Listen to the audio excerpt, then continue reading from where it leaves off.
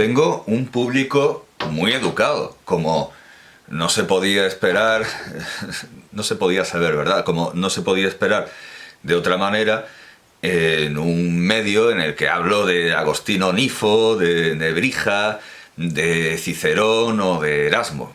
Es lógico que quien viene a escucharme es gente educada, son humanistas, es algo de lógica. De vez en cuando se cuela algún energúmeno, algún individuo furibundo que es admirador de otro estilo que no es el mío, otro estilo que no es el mío, y bueno, quizá porque el algoritmo, el famoso algoritmo, le sugiere que lo mío se parece, pero no se parece, no es mío ese estilo con el que hizo mucho dinero Auronplay, el youtuber Auronplay, que consiste de entrada en coger obras ajenas y en despotricar contra ellas, en insultar, en gritar, en parecer un mono rabioso, escupiendo y enseñando los dientes entre los barrotes, lo cual resultaba muy catártico para algunos. Yo incluso lo veía también, me parecía divertido y catártico ver a un hombre insultando, despotricando, pero luego te das cuenta de que no tienes nada que decir.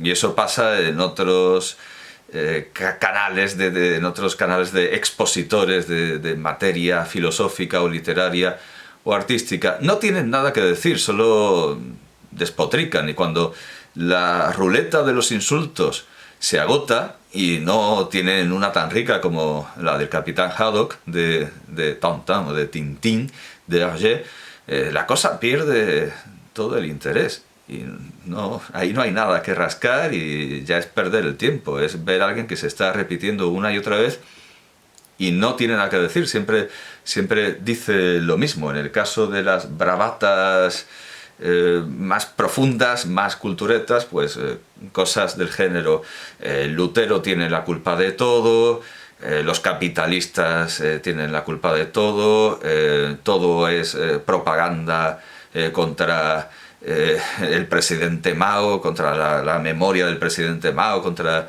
el gran timonel. El Imperio Romano cayó por culpa de los socialistas, los dinosaurios se extinguieron por culpa de los socialistas.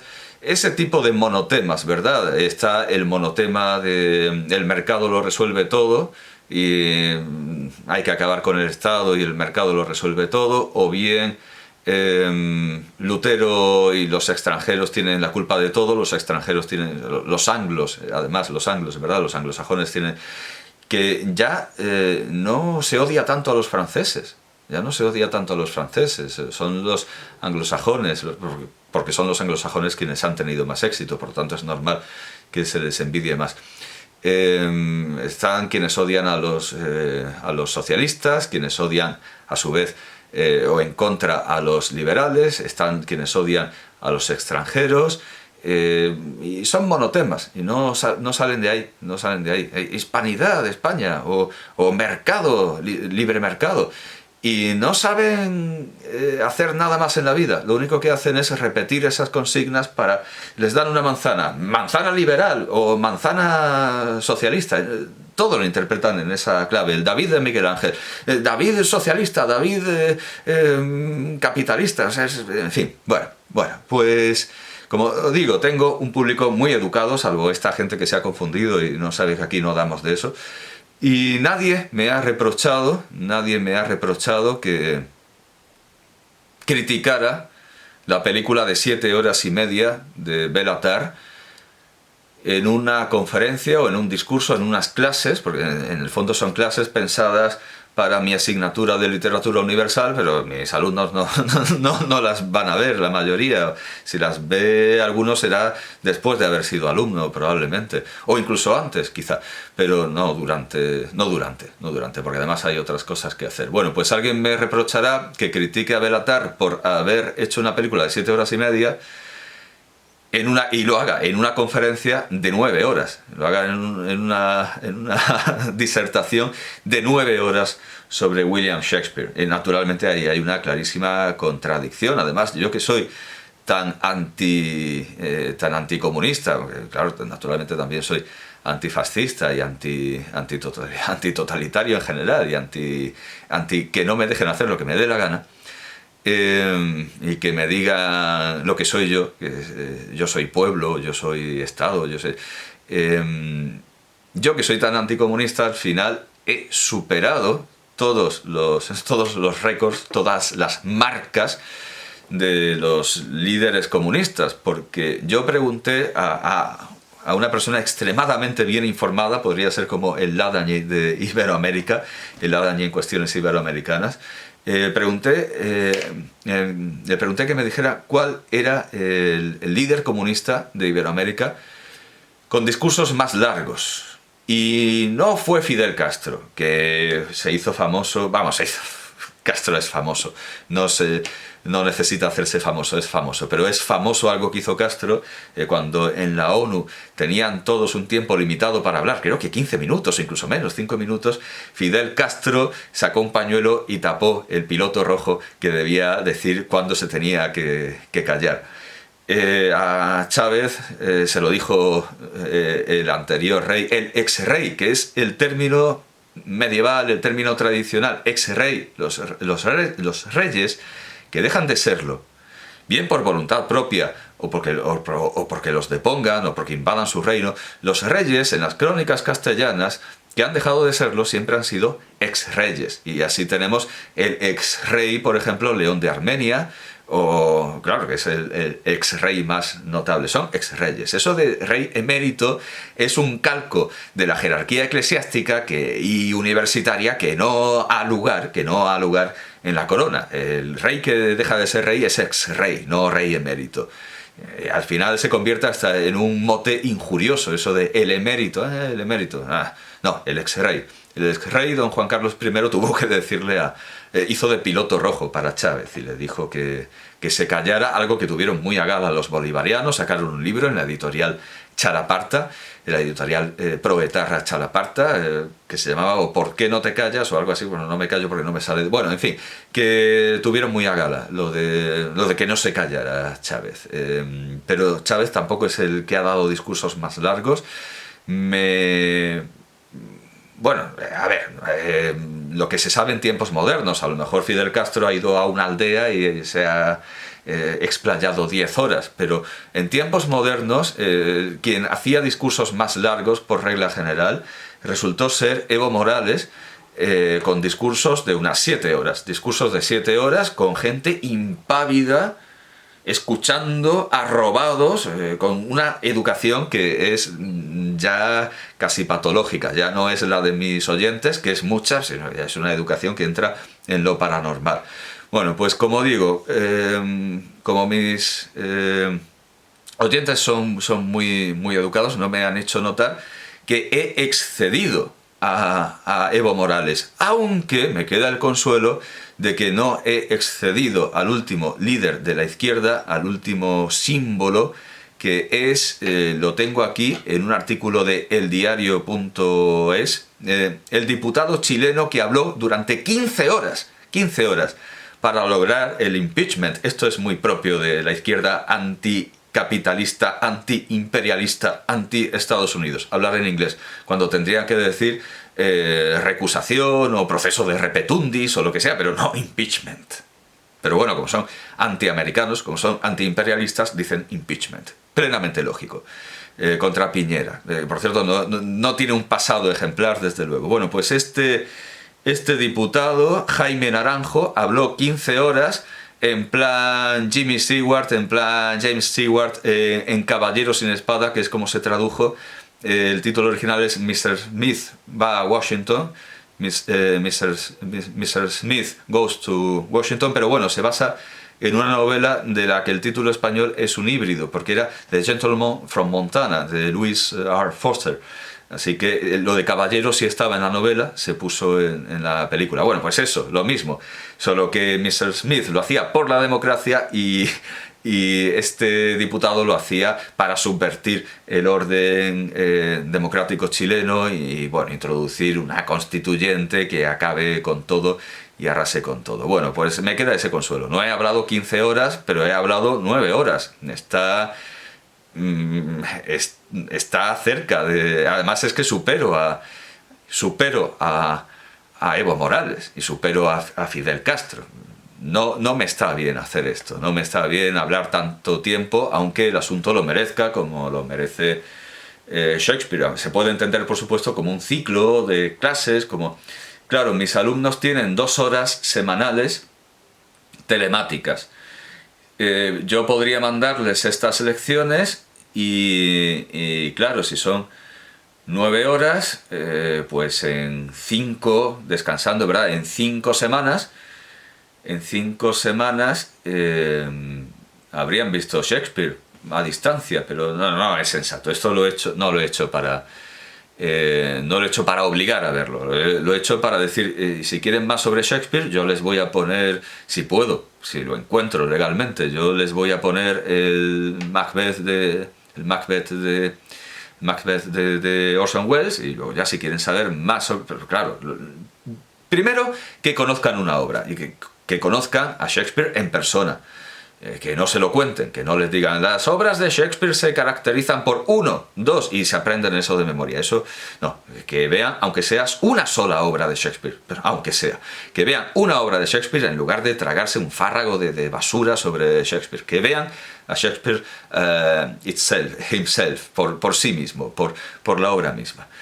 Bueno, pues el haber hecho esta barbaridad de 9 horas me lleva a reconocer que autores que hacen películas de 7 horas a lo mejor es que las necesitan. Y he pensado en Silverberg.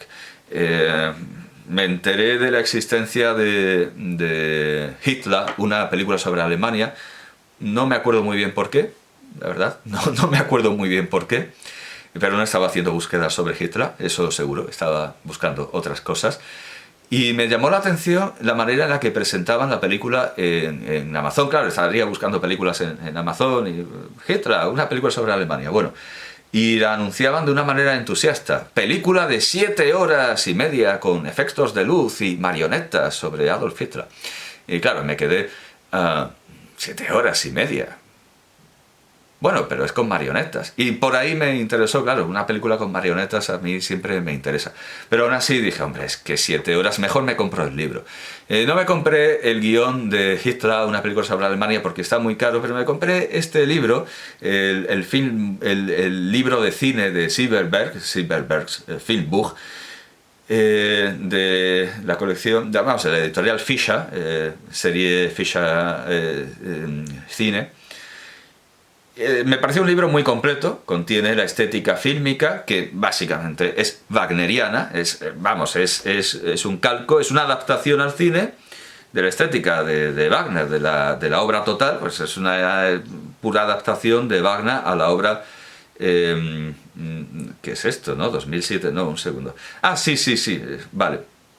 Es una estética que escribe a partir de la película Ludwig.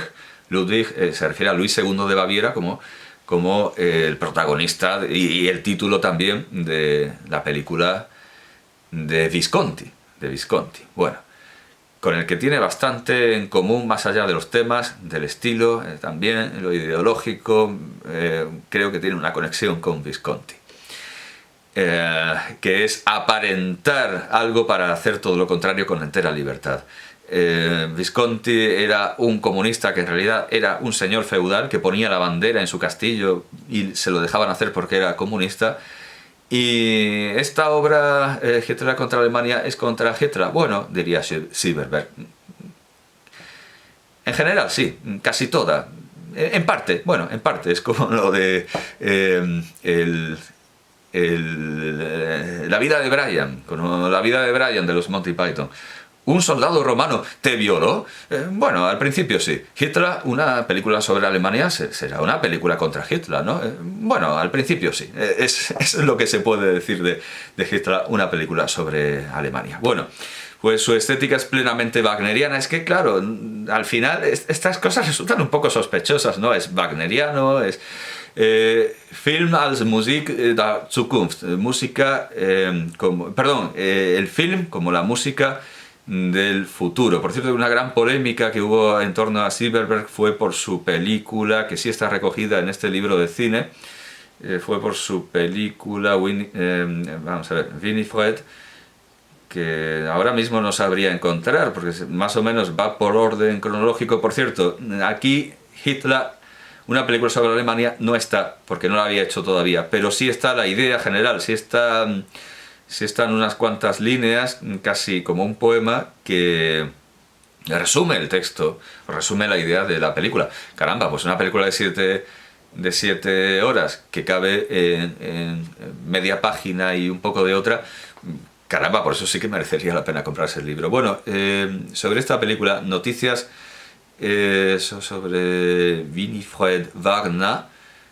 Aquí está, Winifred Wagner. Pues resulta que a través de las conversaciones con las que se hizo esta película, Winifred Wagner, resulta que salió a la luz que esta adorable ancianita que llevaba los festivales de Bayreuth, los festivales wagnerianos de Bayreuth, y que se había casado con un Wagner, resulta que era un poco nazi. No se podía saber, ¿no? Qué sorpresa, ¿verdad? ¿No? Resulta que le gustaba bastante Hitler. Bueno, pero este libro, como he dicho, es del año 1979. Bueno, pues debería, claro, debería hablar será una reedición. Bueno, el caso es que aquí no se trata por extenso esta película. Hitler, una historia sobre una historia sobre Alemania o algo así. Pero resulta que en sus películas anteriores, que no he visto, y esta es su obra maestra y la que compendia todo, sus películas anteriores que también trataban de ese mundo, que eran Ludwig, eran Karl May, y la tercera es Hitler, una historia de Alemania. Pero es que en la de Ludwig, en la de Luis II, también sale Hitler. Sale aquí Hitler y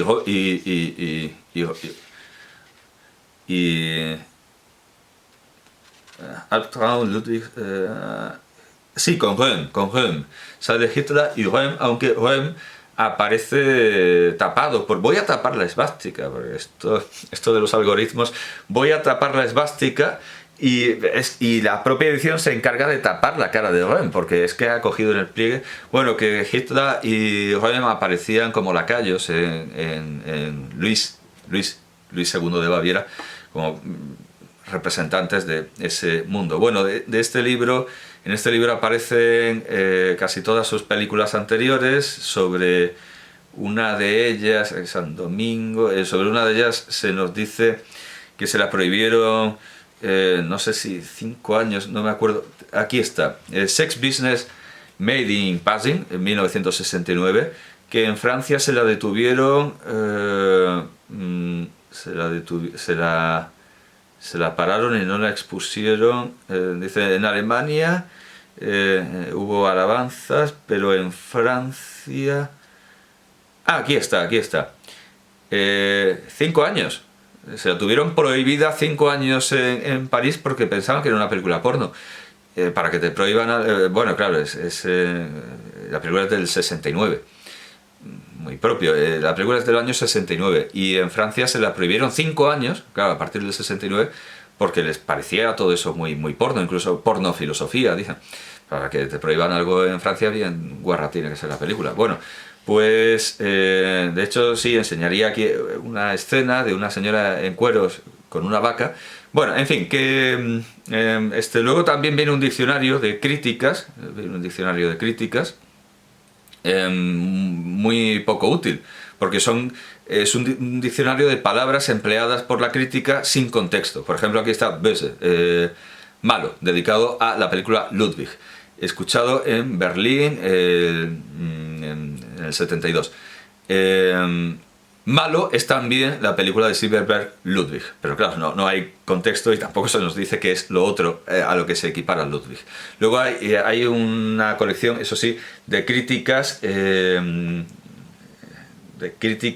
no, esta es la sección de crítica francesa, pero antes hay una claro, la crítica alemana está en diccionario y luego está la crítica francesa, y me ha sorprendido la crítica de Charlie, que entiendo que es Charlie Hebdo. Charlie Hebdo dice, en una palabra, bueno, Es que, ahora que me doy cuenta, está en cursiva. Y no sé...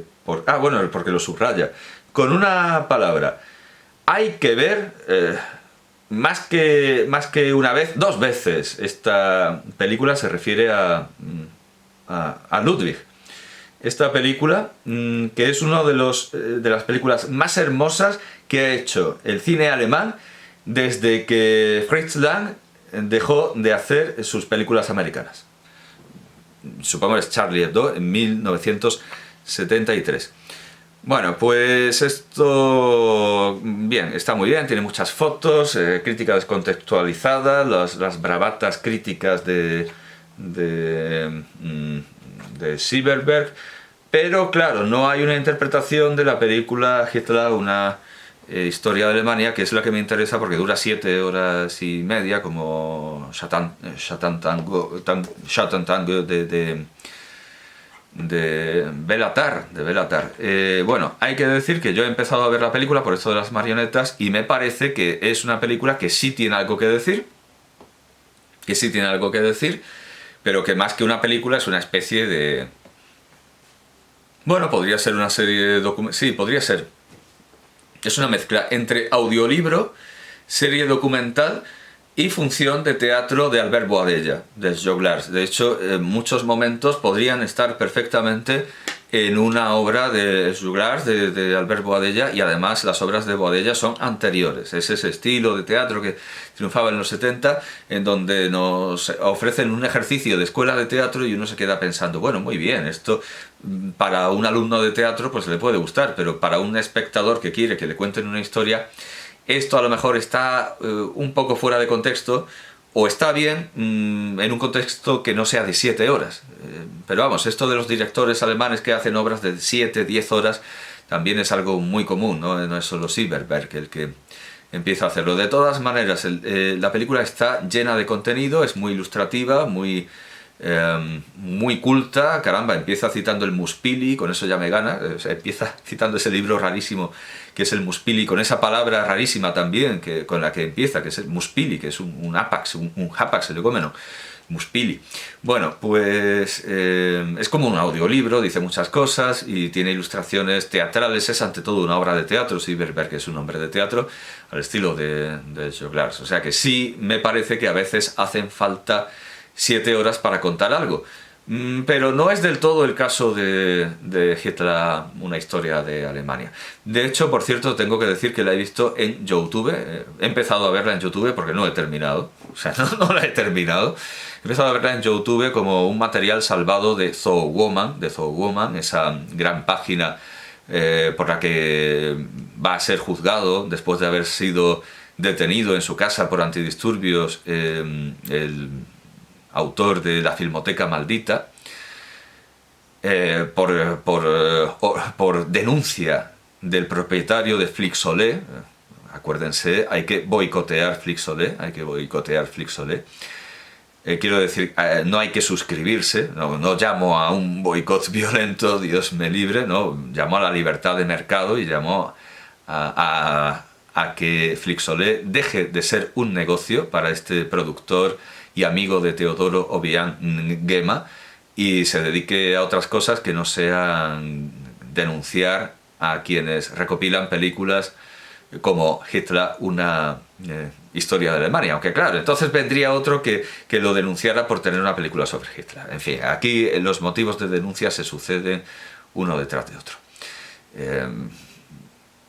En la casa del... Se me ocurren muchos refranes a propósito, como que la madre del tonto siempre está encinta, que cuando el pobre come jamón uno de los dos está malo, y que a la hora de dar por culo hasta a la abuela le crece un pedazo de rabo. Este parece que viene de Salobreña. Me lo comunicó un profesor de Salobreña. Bueno, volviendo al caudillo de Alemania, volviendo a esa película de 7 horas, que es interesante, sí, que no es una broma macabra o un ejercicio de masoquismo como Satan Tango, también. ¿Que eran necesarias las 7 horas? No. Se puede ver y se puede considerar a pesar de las 7 horas. Por cierto, que no me gustaría perder la ocasión, a propósito de esta película de 7 horas y media, acepto cookies, sí, acepto, dame galletas. Shatan Tango. No, si no tiene diéresis. Shatan Tango. Shatan Tango, de Bélatar. Bueno, pues me he metido en Film Affinity y hay críticas, pero me parece que ninguna es profesional. Son todas críticas de aficionados. Y... pues yo vi una lista de críticas... No, estas son críticas profesionales, todas estupendas, todas estupendas. No, yo vi una lista de críticas... claro, lo que busqué... Claro, tuve ese, lo que llaman ahora sesgo, ese prejuicio o esa deformación de la investigación, y busqué una confirmación de mi juicio sobre la película. Entonces lo que busqué fue Shatan Tango, coñazo.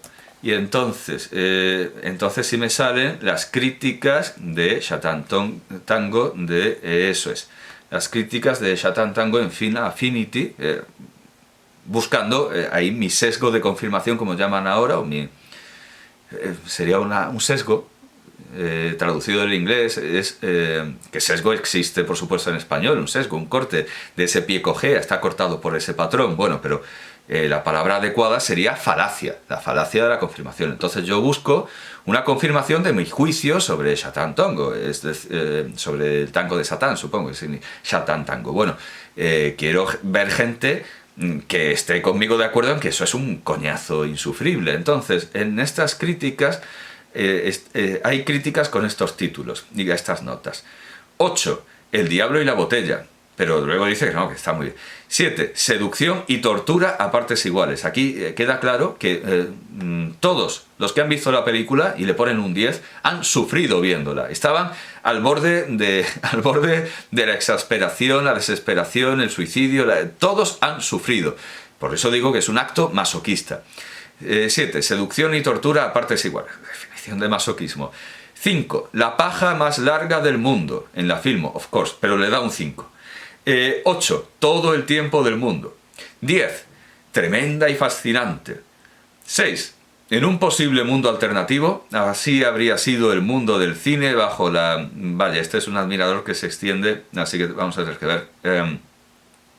En un posible mundo alternativo, así habría sido el mundo del cine bajo la influencia de Shatan Tango. Bueno, es un artículo cómico.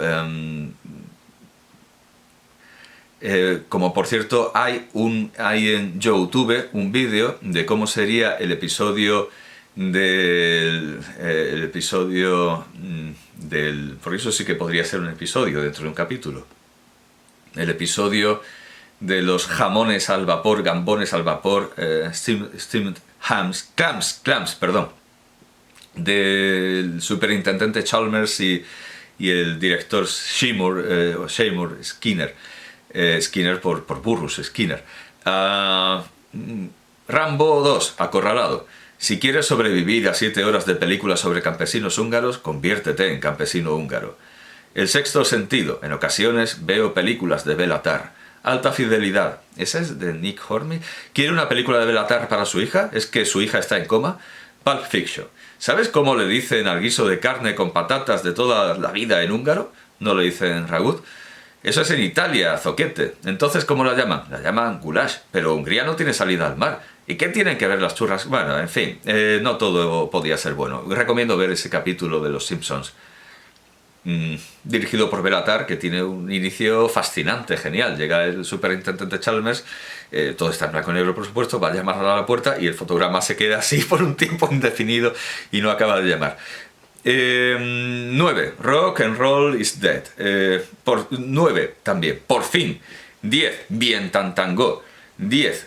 La tragedia de la cotidianeidad. 9. Shatan Tango. En plan fan. Le he dado a un botón y... bueno, sí, claro, el mapa de la vía Pietro Pomponazzi. Esto es otra cosa. La tragedia de la cotidianeidad. 9. hay que tenerlos cuadrados, pero le da un 9, le da un 9. Es una falacia de